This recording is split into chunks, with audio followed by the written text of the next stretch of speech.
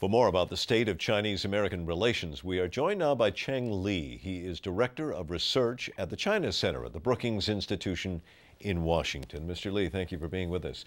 Are we now at a turning point in American-Chinese relations when the United States needs China's help more than they need ours?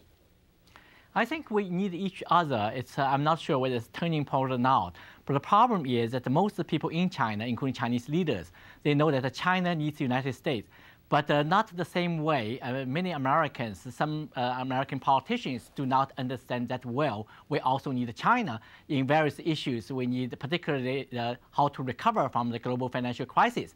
Particularly China now has a huge foreign reserve. So China is going to use that foreign reserve to help bolster the American economy.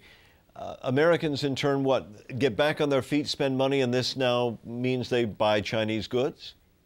Well, not necessarily. I think the trade is a win-win thing, and China does provide the cheap products or inexpensive products actually contribute to American consumers. And also China has a huge market, and our companies really very much invest in China and benefit from China's market. But of course, there's some issues like trade deficit and intellectual property rights. But these issues we need to discuss with China rather than just criticize China. Well, given the visit that we've just had by Secretary of State Clinton, what do you think she accomplished with her talks in China? Well, first, he showed the goodwill of the new administration, particularly talk about the strategic cooperation. She did not use the term partnership, but very close to it when she said we are in the same boat. And also that the relationship is not just the economic cooperation, but also climate change, environment protection, nuclear non-proliferation, and regional security, and etc. So it covers a lot of issues. Mrs. Clinton notably downplayed any reference to China's human rights record.